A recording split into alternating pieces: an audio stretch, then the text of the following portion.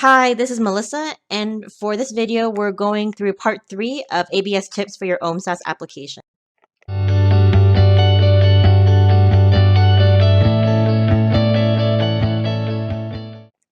So same special thanks and disclosures as before. Please check out the community of support in the links in the description box below. Also, thank you to Danny from Queen's University for helping review this content.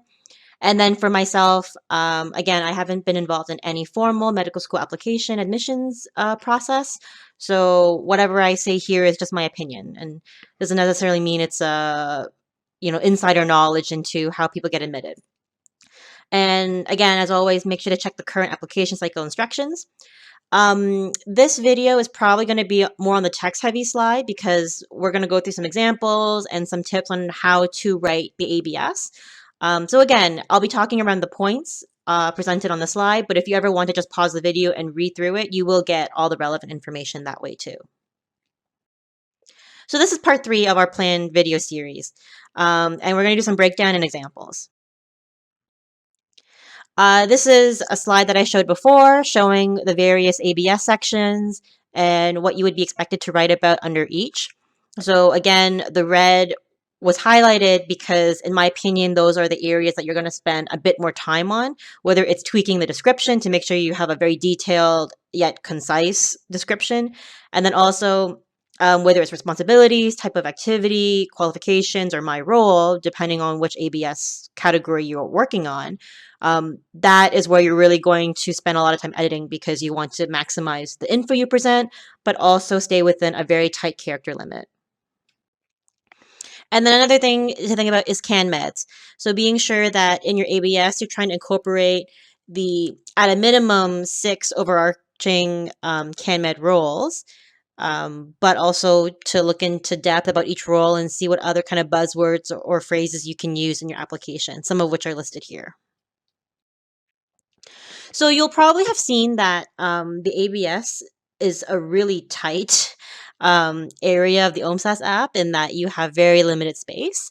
You'll often have around 100, 150 characters. And the way to get around this is to really use point form. Don't feel fancy in that, oh, maybe if you use sentences, it makes your app look more impressive. No, just go straight to point form. You'll be able to fit in more information that way, and it's just better for your application that way. To save space, you can also use abbreviations that are well known. So some common ones would probably be things like kind of time terms, like hours or weeks, months. You can probably shorten that to the abbreviation. You can also choose to skip joining words like and or to save space. What I did personally was if I really wanted to use the word and, I just use the symbol. So at least instead of 3 characters, you're down to 1. And believe me, that can make a huge difference in your app. And then the other tip is that between the extracurricular category and the volunteer and employment categories, you can kind of play around between the description space and the responsibility space to reduce redundancy. And by reducing redundancy in the information you present in each area for a given activity, it can help you just maximize your use of the limited space as well. So for example, you would try to really keep the title, group, department, company in the description space as much as possible. And then your responsibility section would just focus really on your responsibilities and you don't repeat that information again. So this is a further breakdown of what you could write for that employment / volunteer / extracurricular category. I've lumped them because they're actually really similar with maybe just some small nuances with how they phrase it, but the gist is the same. So like I said, the description, you're going to put in your title, organization, group. You're going to put where it took place, the time frame that it happened in, and then the verifier. So again, another reminder from the last video, please be sure to contact your verifiers early before using them in your app. And you may even choose to disclose what you're actually writing in your app so that there's no conflicting information. Level of education is just when it took place relative to what stage you were at in your education, like second year university, for example. Hours. This is a good note to take. So, when you talk about hours, you have a few options here. You can talk about the total number of hours, which in my opinion shows impact, and that's my personal bias. But you may also choose to talk about number of hours per week or month, and this shows regular commitment, which is also really good too. Ideally, I forget how much space you get, but ideally try to incorporate both if possible. Whether it's, you're saying, number of hours per week, and then in brackets saying total X number of hours. Because at the end of the day, you want to really spoon feed the evaluators or whoever's reviewing your app. And please, please don't make them do mental math, because if you rely on them to be able to do mental math, the reality is they likely won't, because they're too tired when they're reading these apps. And you're going to actually lose impact of your activity this way. So try to, again, spoon feed, stuff as much information as you can. And then the last bit is responsibilities area. So this is where you can mention like tasks that you completed, any leadership skills, or skills that you used or that you learned. For the extracurricular, when they talk about level of performance in particular, this is where you're going to talk about the individual or group activity if it was a formal extracurricular, like a sport or some artistic group. But for me, as I mentioned before, when I was applying for medicine, a lot of the activities that I did that were like administrative roles before a student group, I still put under extracurricular. So in that case, I mentioned like tasks that I completed, if that's something that would be relevant for your own app. So if we do kind of an example, say for an example of employment, I decided to talk about being a teaching assistant. So my CV is what you would kind of see on the left-hand side. I would say things like I taught a certain course, I led and prepared labs or tutorials, I graded assignments and exams, I proctored exams, I answered students' questions, I communicated and collaborated with the professors or other teaching assistants. But that's way too long for the app. So what it might look like in the responsibility section is that I'll just say in point form, led tutorials / labs, proctored and graded exams, answered students' inquiries, gave feedback, collaborated with professors and teaching assistant. So what I highlight in red is kind of, again, hinting at CanMeds between the leadership and the collaboration, as well as the idea of giving feedback. Those are very like medicine-y terms, or medicine-y characteristics that we like. And I just showed the responsibility section, but again, I would try to include the course name or name of the department in the description section. So for volunteering, I did an example here of, say, hospital volunteering. So again, on my CV, I could say things like I delivered water to patients, I helped patients during lunch, I spent time with patients, went on walks, or read to them, I led art activities. Um, As a volunteer, I was also a team lead, so this would entail training and supervising volunteers, following up on absent volunteers, leading fundraising events, conflict management. So that's a lot, right? And we don't have room. So again, I have to pick and choose. I can't really include everything. So at best, I'm going to highlight team leader because that's a leadership thing. So you're going to talk about the supervision and the training aspect for the volunteers. Instead of going into detail about each activity I did with patients, I would just say facilitate activities with patients. Just kind of dressing up the language a little bit, but the gist is that I did activities with patients. Providing mealtime assistance for patients, because in my mind, that's kind of like a patient care kind of aspect that I would want to highlight. And then here I would mention the conflict management. So again, you have to pick and choose which activities you like. And in this example here, I would drop something like fundraising efforts because perhaps I did fundraising efforts in another activity and it's not as important here. So you're really just going to, again, pick and choose what you like best under each activity, as well as pick in a way that shows overall variety when you look at your application as a whole. For extracurricular, like I said, sometimes I did like student advocacy groups and I would count that as an extracurricular. So for me, again, if I was a team leader, I would think about that. I could think about how I organized different events with different names. Again, here I mentioned fundraising and raising awareness on a specific cause.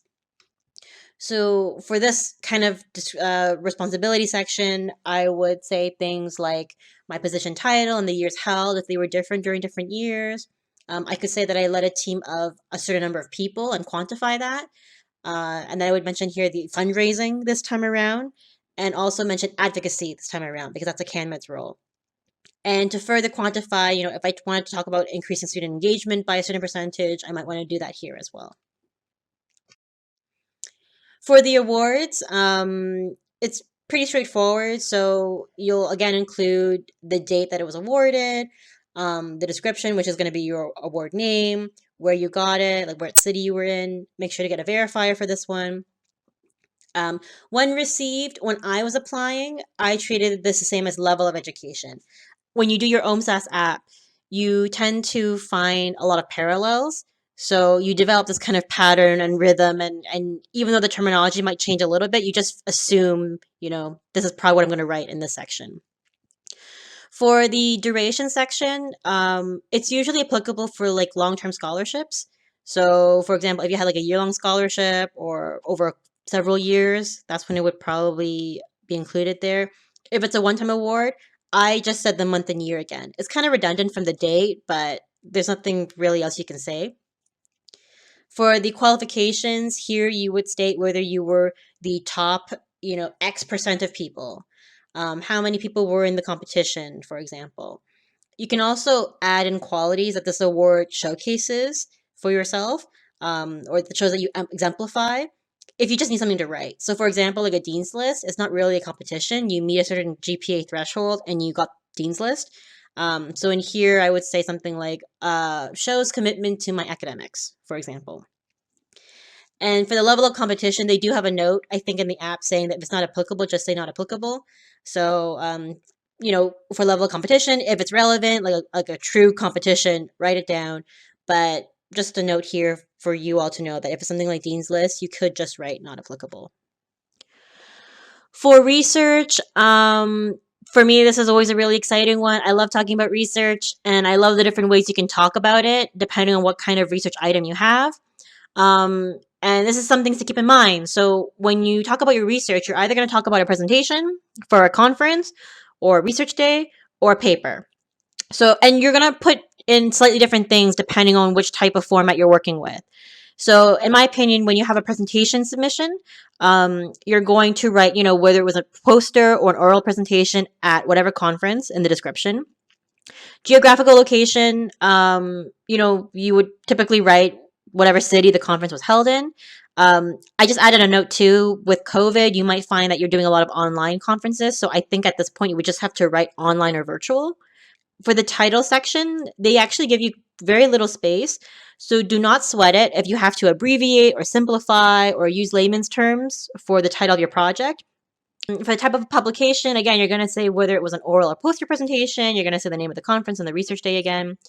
And then for the my role, if it's a presentation, you should note the author order, and you should note whether you were presenting author. Ideally, you should be presenting author if you are putting in a presentation thing in your app, in my opinion. You're going to probably write things too, like saying you designed and prepared the poster presentation. And then if you have room, you can try to squeeze in some responsibilities for the project, like any experiments or analysis, and also research impact. For the paper, for the description, you're going to say something like how this was a paper or article in whatever journal. For the geographical location, this time I would put in the city that you did your research in. Title, same note. Make it short, abbreviated, or use layman terms as needed. For the type of publication, this is where you're going to try to provide proof that you do have a paper. So you would write things like paper published in, what volume, issue, or journal name, or you could do the DOI, because that's proof that the paper's out there. For the my rule for this one, you're going to again say what order author you are, whether it was first author or not, whether you wrote or edited a manuscript, responsibilities for the project, and research impact again. So due to character limit, you're going to probably tweak around what you're going to write about for the my role. So generally, probably big picture descriptions are likely better than saying very specific lab techniques. So for example, you might want to say the objectives of your work rather than saying, I did PCR for this project, right? And then another thing too is the my role is there's some overlap here that I've written for presentation versus paper. It's not uncommon where a lot of papers have been presented before in the past. And I already have a note on this in the next slide, but if that's the case, be sure to include both because the presentation and the paper are different research items. But you may want to play around with the my role. So you don't want to make them too similar, but you're going to play around with, okay, between my presentation and my paper submission, which ones will I talk about student experiments or analyses versus the other. My personal preference is that if I do a presentation, I always focus on the poster and the presentation skills part. But for the paper, I actually focus on the research part. But you can do it however you want. So again, like I said, even if it's from the same project, do separate entries for your presentations versus your papers because they're going to showcase different skill sets and contributions. And be sure to change up the descriptions by focusing on different things to highlight.